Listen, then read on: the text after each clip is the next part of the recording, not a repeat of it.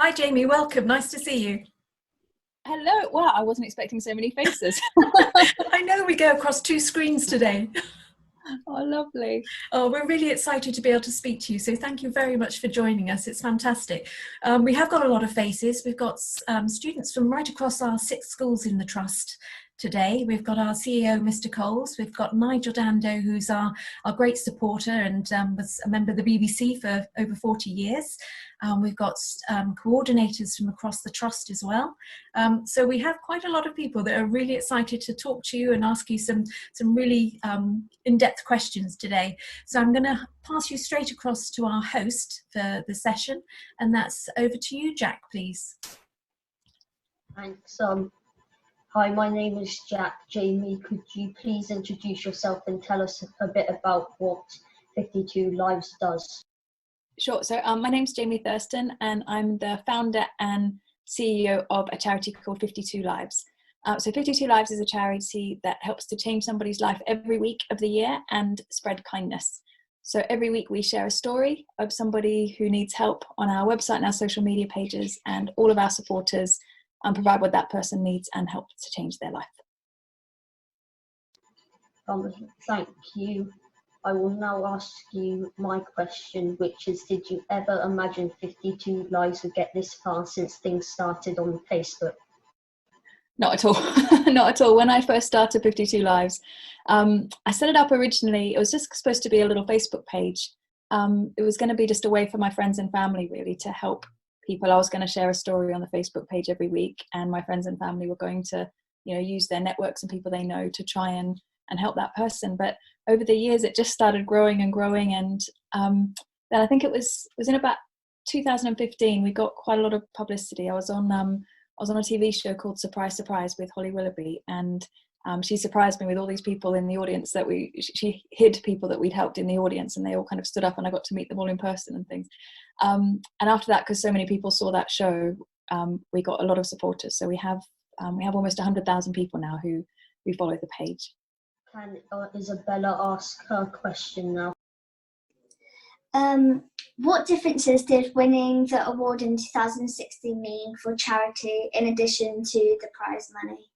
Oh yeah, so in 2016, you've done lots of research. I won an award called the Clarence Woman of the Year Award, and it was really good timing actually, because just before that, I had been giving some talks in my children's school assemblies about the charity. And when I was telling stories of some of the people that were helping, the children that I was talking to often were asking if they could do something to help, and they'd make cards and write letters and things for some of the people who were helping. And I remember thinking it would be wonderful to be able to do this in schools all the time. I really wanted to start doing school workshops, but that takes a bit of time and a bit of money to be able to put all that together, which the charity didn't really have at the time. And when I won the Clarence Woman of the Year Award, it came with prize money, and one of the rules of that prize money was that it had to be used on a project to help children. So it was perfect. It was really well timed. So after I won that prize money, it meant that we could launch our School of Kindness. And our School of Kindness, it's got its own website and everything. And we run free kindness workshops in primary schools every week to help teach children all about the benefits of kindness and the science of kindness. And we also provide free lesson plans. We have video lesson plans for teachers. We also launched a kindness fund, so children who have amazing ideas for spreading kindness can apply for small bits of money that we can grant them to help bring their ideas to life, that kind of thing. So it made a huge difference winning that award. It meant we could launch that whole project. And it was quite nice as well. It came with a really nice trophy. It's got a little love heart. Would we now pass on to Megan? Hi, what got you into your job and children's mental health? What got me into pictures? I mean, my first ever job was my first kind of proper job after I left university was I was a journalist. So I used to do what you guys are doing basically. I worked for a local newspaper, and then I worked for some magazines, and then I decided I wanted to work for charities. So I went and did public relations and communications and stuff for some different charities. The first one was I worked for a charity that helped children who had a parent in prison, and then I worked for a wildlife charity that helped bats, which was quite unpopular. The people are quite scared of bats, so it was quite a hard sell, but but it was trying to help people see the benefits of bats and why we should protect them. And when I started 52 Lives, it wasn't really, it was a little bit by accident, I think. I'd left work to have my children, and so I wasn't really thinking of starting a job or starting another career or anything. It was only when I met a lady who was really struggling and needed help, and I just remember thinking, if people knew her story and people knew about her, there'd be so many people who'd be willing to help. So I decided to start sharing people's stories, and it came about that way. The children's side of it definitely came a bit after. I mean, I set up 52 Lives to help people, but I think as the weeks went by, I started to realise the benefits that it had, that kindness has, not just to the people that we were helping, but also to all the people who were offering help, because kindness lifts your own mood and makes you feel good. And then when we started working with children, I just started seeing all the benefits that it brings, and I started learning more about the science of kindness as well, which is fascinating, because when we're kind, it improves our mental health and our physical health, helps us live longer, does all sorts of amazing things. Who or what are your inspirations? Oh, that's a hard one. I think it sounds a bit cheesy. My mum, definitely. I don't think I realised it till I was older how wonderful my mum is and how selfless and kind she is. So I think having her as a role model my whole life definitely helped.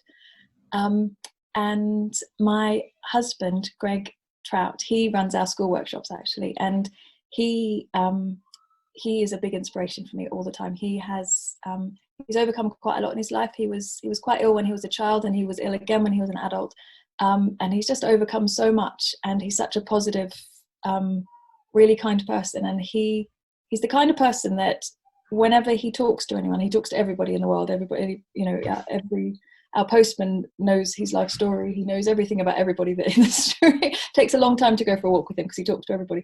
But he's the kind of person that when you talk to him, you feel better. He always leaves people feeling better, which I think is wonderful.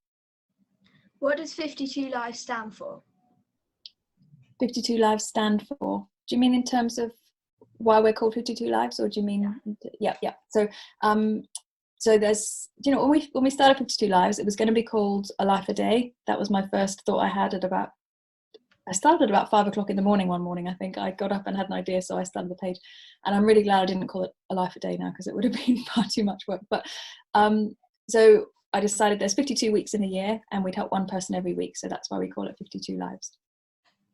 And my last question is, what has been your favourite event or adventure you've had so far? I think it's really hard to say. Well, actually, no, I really love it when I get to go and meet the people that we're helping, because I do so much of it kind of remotely, either by email or on the phone and that kind of thing. I can't always get out to see people, especially at the moment, I can't see anybody at the moment. But one of my favourite adventures I had, I guess, was we helped a lady who was having a baby, and she was homeless, and she didn't have anybody to help her, and she managed to get a room in a shed flat, but she didn't have anything at all for her baby. And all of our supporters sent in all sorts of things, and we ended up being able to we got her everything she could possibly need for her baby, and we also got her lots of like grocery vouchers for food and things and clothes, so she could get everything she needed. And my favorite thing was I got to go and visit her just after she had the baby in the hospital, and that was really lovely. I got to give her lots of the things and see her little baby wrapped up in the blankets we bought with the clothes, and that was really lovely, getting to see, face to face what difference we'd made. That was lovely. Thank you. Could we now pass on to Shannon? My question sort of links into Megan's last question, but who is the most inspirational person you have helped? It would be a lady called Laura, I think. We helped, her son is a little boy called Harry, and he has something called Batten's disease, which is, it's degenerative, so it's quite hard for Harry. He slowly loses the ability to walk and talk, and it's difficult for him, and he needed a hoist, so that he was getting quite heavy, so his mum needed a hoist to help lift him from his wheelchair into his bed and into the bath and that kind of thing. So we raised money and bought Harry a hoist. But just after that, his mum decided that she would set up her own charity, and she started a charity called Sponsor a Sibling. And every week they help a sibling of a poorly child, basically. So she realised that a lot of her attention and effort goes to looking after her son Harry, and she has another son, and she said who she feels like maybe doesn't get as much attention because, you know, the priority is always looking after Harry. So she wanted to do something for, she calls them super siblings, and so every week she sends little presents and things to siblings, and I think that's wonderful, especially she's got so much going on in her own life, and to do that for other people I thought was really amazing. She's been doing that for a few years now, I think. We now pass on to Olivia Finch. Hi, thank you. My question is, why did you decide to not be a journalist anymore? And did being a journalist maybe give you an insight into why you wanted to have a charity surrounded by kindness? I think I stopped being a journalist. I don't think I was doing the kind of journalism that I was enjoying anymore. I think I really liked it when I worked for a newspaper, and then when I started off in Australia, that's where I'm from originally. And when I moved to the UK, I was quite young. I was quite competitive. I think there were lots of people who were going for the same kind of jobs, and I got a job at a business magazine, which I didn't mind writing about that kind of stuff. It was fine. I didn't really like the environment that I was working in that much. I had some quite mean people that I was working for, to be honest. It was I didn't really enjoy that side of it that much, I don't think, because I think who you work with can make a big difference. The culture of your workplace can make quite a big difference. And I don't think I probably would have set it up, but I just happened to see a job advertised that sounded really interesting. It was a part-time job working for a politician. It was a member of the European Parliament. She was a Green Party member of the European Parliament, and she needed a London kind of liaison officer, and it was part-time. So I did that while also doing some part-time PR. They're both part-time. So I think it was more just the attraction of something different, and I really loved the idea of working for a politician for a little while. I thought that sounded exciting. And while I was working for her, we used to go and visit lots of different charities, and I think I just got quite inspired by that. I met so many people who were doing such amazing things, and I decided I wanted to do that. Now I would like to pass on to our other host, Megan. Hi. So my question is, what was the most shocking donation that you have received? The most shocking donation. I think there's two. First one was when I think it was only about 50 Lives had only been going for a few months, so we weren't very big. We didn't have very many supporters, and we were trying to find a mechanic to fix somebody's car. It was a lady who was very ill, and she didn't have her car was broken down. She couldn't get to hospital, and her little boy was very ill as well, so they really needed a car. And we asked for a mechanic to fix her car, and somebody donated a car for her. Somebody bought her a brand new car, which was incredible. But the other one is, and this one, I really remember this one all the time, because it's not always about the amount that somebody gives. I don't think that's always what matters. We had a card last year from a young boy who'd been saving up his pocket money, and he sent us £1 in an envelope to help another little boy who was going through a hard time. And I think that was really sweet, because it's not about, it's not always about the money. It's just the thought that goes into it, I think, that really matters. So Tamsin, can you ask your question now? Yeah, hi. So my question is, it must be incredibly difficult to choose one person every week. How do you make that decision, and do you ever feel upset that you can't help everyone? It is. It's the hardest part of my week. Well, I always read through the nominations every Monday, and it does. I feel like it's the best and the worst part of my week. It's wonderful because I know I'm going to help somebody, and I get to tell somebody we're going to help them. But it's really hard to choose. The way I choose normally is it gets narrowed down a little bit, because it needs to be something that's achievable within a week. So sometimes, if we get a request for you know, a house or £100,000 operation or something. We can't help with that. So it has to be something that I think we can achieve within a week. I try and keep it a little bit varied. So if we've been helping with a certain type of thing for a few weeks, I try and make sure I choose something different so that people know that we help. You know, there was a period of time where we helped lots of people who needed wheelchairs and hoists and that kind of thing. And then I found that they were the only kind of nominations we were getting because people thought that's all we did. So I try and make sure people see the variety of the work that we do. And then there's normally just one that really stands out for me. There's normally one that stands out above the others. But we're quite lucky at the moment. This year we've had a lot more funding come in from some companies we work with, because they know that there's a lot of people who are struggling because of COVID. So we still help the one person a week, but in the background, we've been able to help a lot more people. So we've helped about 4,000 people this year in the end, or over last year, sorry, not this year. That would be really, that would be a lot in 2021. So now Dawson has a question to ask you. Hi, my question to you is, you've spoken about your School of Kindness earlier, but what is the biggest act of kindness you've ever received? Do you know what, Dawson?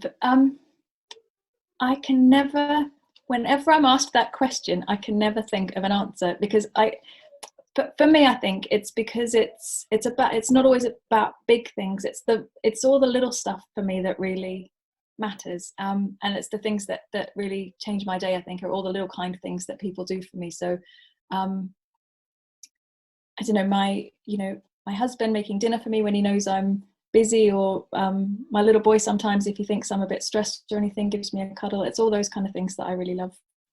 So now Olivia Page, can you ask a question? My question is, do you have a target for 52 lives? You know, I have a board of trustees who ask me that all the time, and I always struggle to answer it.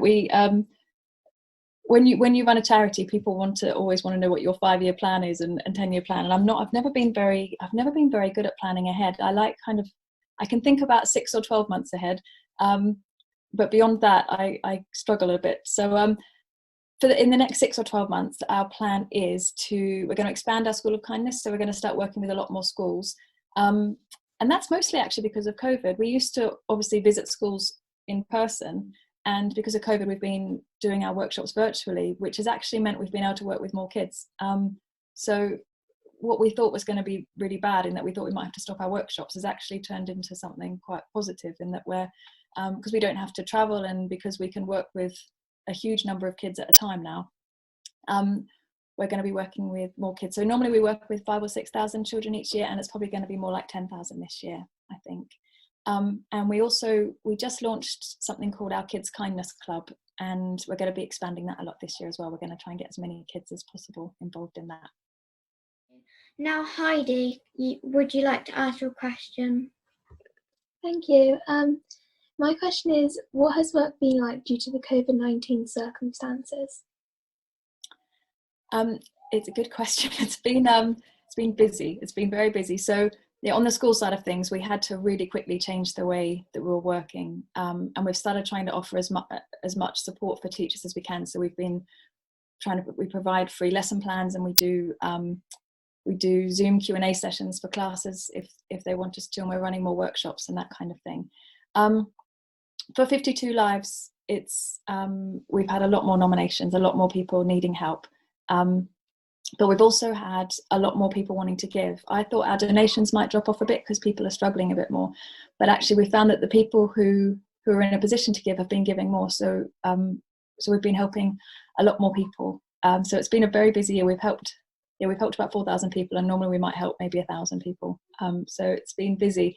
And from a personal point of view, it's been I've got my 3 children at home with me now as well. So normally my work now gets interrupted about 100 times a day, and there's normally, and he probably will come into this, there's normally a little 3-year-old that wanders in the back of whatever I'm doing at the time. So it's been a juggle, but I've also been trying to, I think it's helped me be more patient as well, because I've been having to realise that I can't do everything at once, and to just do what I can in a day and let the rest go.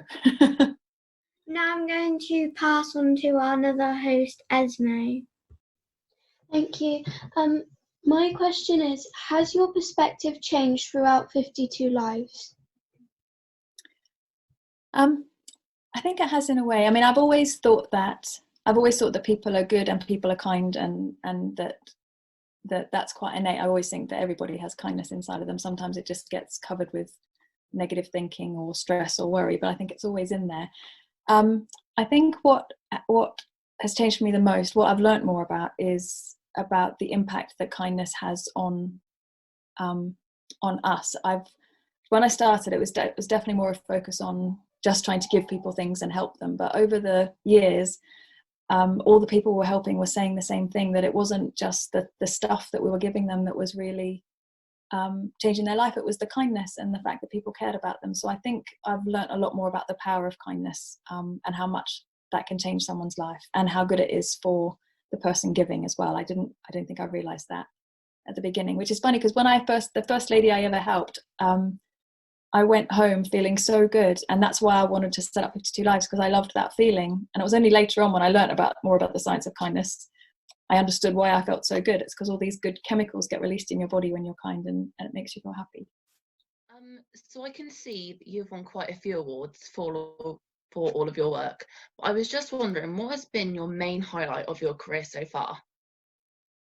I think having a book published, that was a really big one for me, because, you know, as a writer, when I was a journalist, I always thought maybe I'd write a book, but I didn't know what it would be about, or when or how. And I had my first book published in 2017, which was about kindness. And I just had another one published a couple of weeks ago, called it's a journal. It's more of a kindness journal. Here we go. I've got one here. This one I just got. And to be honest, opening that box when the publisher first sent me a box of my books, and then going into a bookshop and seeing it, that was the best feeling ever. Can I pass on to Neve now, please? Hi. Why did you want to be a journalist at first? I always really loved, at school, English was always my favourite subject, and I always loved, I just loved writing and telling stories. And so I did work experience when I was in year 10. It was in Australia. I don't know if it's all called the same thing over here, but in year 10 we did work experience. I guess that's around GCSEs, and I went and did work experience at a TV news centre and a newspaper, and I just really loved it. Sasha, do you want to ask your question now? What advice would you give your younger self? Not to worry what people think. Not to worry so much what everybody else thinks of you. I think it's taken me a long time in my life to get to that point, but it makes everything so much easier, and it makes you a lot happier, I think, when you don't worry what other people think about you. And finally, Charlotte. Hi, what advice would you give to someone hoping to start a charity like yours in the future? I think, don't worry if you don't have it all figured out at the beginning. I didn't have it all figured out, and I think sometimes if you wait until you have all the answers and the whole plan in place, it never starts. I think just start. If you've got an idea that you think's good, just start and see where it goes. And I'll pass you back to Jack Maydew now. I have two other questions I'd like to ask. How did it feel when you were on Surprise Surprise? And how did it feel when you got help from all those celebrities? It was a bit terrifying on Surprise Surprise, to be honest, because I wasn't. I think I guess it's the nature of the show. If I had known it beforehand, I would have felt more prepared, and like I would have. Or maybe that would have been worse. I don't know. I would have had more time to get nervous about it. So it was a bit terrifying to start with, but everybody was really kind and everyone was really lovely. And getting help from the celebrities was it was very bizarre seeing all these people whose faces I've been on, watching on telly, saying saying 52 Lives, and talking about 52 Lives, this little idea that I had that was just this tiny little Facebook page, and seeing really well-known people talking about it was very bizarre. And the main thing it did, though, it just helped so many more people hear about us, which has meant we've been able to help more people, and we've got a lot more supporters. So that was the best part of it all, I think, just being able to get our message out to such a huge number of people. how can our school students get involved in 52 Lives? We have, I mean, one of the, depending on the ages of you all, it looks like there's a broad age ranges. We have a Kids Kindness Club that we launched recently, which you can join. It's completely free, and that's for kids roughly 6 to about 11 or 12. My daughter's 12 and she refuses to sign up because she's at the upper end and she thinks that she's too old for it. But we have plenty of 12-year-olds who have signed up for it. I think she's our only unsubscriber, bless her. And we also have some younger kids who take part. So with the Kids Kindness Club, every week you get sent, every Sunday you get an email newsletter, and it's a video from Greg, who runs our school kindness workshops, and he gives you a kindness challenge every week, and you can earn kindness badges, and there's competitions and kind stories. It's just a feel-good newsletter. So that's one way you can get involved. And the kindness challenge that you're given every week is often helping a real person that we tell you about. So it's often making cards and writing letters and that kind of thing. The other ways you can get involved, for the older students, if you're on social media, we're on Instagram and Facebook and Twitter, so we regularly share stories of people who need help and ways that you can help as well. Thank you for your responses. I would like to ask Mr. Dando, Mr. Coles, or anyone else if they would like to ask a question. Hi, Jamie. Can I ask you a question? I just wondered how challenging it is for you to keep your charity in the public eye, and also to raise funds for all the good work that you do. We've been incredibly fortunate, I think, especially at the moment. There's so many charities that are struggling, and I think for us, because we've always worked virtually, I don't think we were as impacted by COVID as some of the other charities that are more reliant on events or charity shops, that kind of thing. So on that side of things, we've been fine. But we've always managed to raise funds for the people we help every week. We've always managed to hit our targets, and I think a lot of that is because we're all about storytelling. So it's very personal, and I think people really respond to that. People respond to the personal stories, and we give people really simple ways to help, because I think people are good and we want to help each other. And I think we make it really simple and really transparent. So there's a person in front of you who needs help, and this is how you can help them. And I think, and 100% of what people give goes to the people we're helping. So I think it's just a really simple model that people seem to have really been attracted to. Okay, great. Thank you very much. Thank you, everyone, especially our guest Jamie, for your time. The work you do with 52 Lives is so inspiring. It's made a big difference to people's lives. I hope it grows and continues. Thank you so much. Honestly, your questions are really good, and some of them are actually quite hard. I've been interviewed by so many journalists, and I don't think they've asked me as good a questions as you have. And your website that I came across, how I found you guys, is brilliant. For our Kids Kindness Club, I often have to find good news stories, and you're the first website that I go to now, because you've got so many lovely stories on your page. So you've made my job a lot easier as well now. I've been using your stories in our Kids Club. Hi, Jamie. I'm the editor of the Good News Post. Just thank you so much for this. It has been an amazing experience for everybody. Of course, we have so many good news stories, and you've got so many stories of kindness.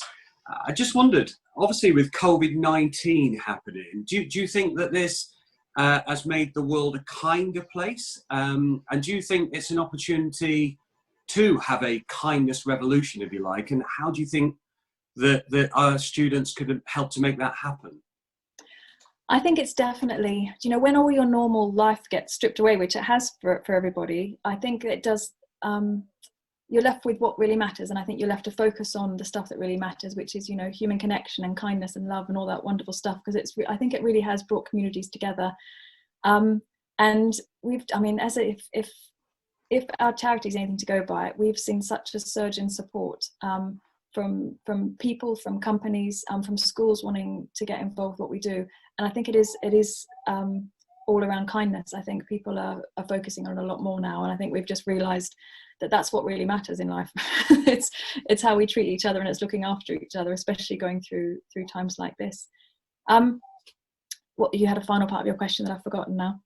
Yeah, I just wondered, obviously our Gildando reporters, kindness is in our complete ethos, really, but obviously we'd like to help to make the world a kinder place. Do you think there's an opportunity to do that? So, and how can we, as a newspaper of young journalists, we've probably got 40 reporters, how can we help to make the world a kinder place? I think doing what you're doing is, I mean, from what I've seen of the stories you write, it's about shining a light on all the good stuff that's happening in the world, because so much of what you read in the mainstream press is focusing on bad stuff, the stuff that's a bit more sensational or a bit, scary. And one of my favourite things to read is the Happy Newspaper. I don't know if you've seen it. Emily Coxhead, who started that herself, we haven't announced it yet, but she's going to be our first charity patron, because I love what she does, and she's always been really supportive of us. And I think we need more of that in the world. And I wish that I actually wish that there didn't need to be a happy newspaper. I wish the normal mainstream news was a good mix of the good stuff and the more scary stuff. But unfortunately, at the moment, we need things like happy newspapers, because there aren't many journalists, I don't think, that focus on that side of things, or maybe perhaps many media outlets that want their journalists to focus on that. I don't know, but so keep shining a light on all the good stuff that's happening in the world. And we just finished a school workshop, actually, and one of the last things that Greg teaches the kids in the school workshop is the famous Gandhi quote, which is, "Be the change you want to see in the world." So if you want to live in a kind world, it starts with you. You have to be kind, and it's not necessarily about acts of kindness. I mean, I know there's always lots of talk about random acts of kindness and that kind of thing, but for me, I try and approach it as having kindness as just more of an approach to life, rather than just thinking what can be my kind act today. I try and approach every situation with kindness, and I think if you do that, then you're much more likely to be supportive of people rather than judgmental, and to encourage people rather than criticize. And it just makes you happier. It makes your life better and everybody around you's life better. Well, already today we've got one story we'd love to write on you, Jamie. They will now write up their stories. So it's another one. What they do as well, which is different about our reporters, Jamie, is that their stories actually go on to the mainstream media.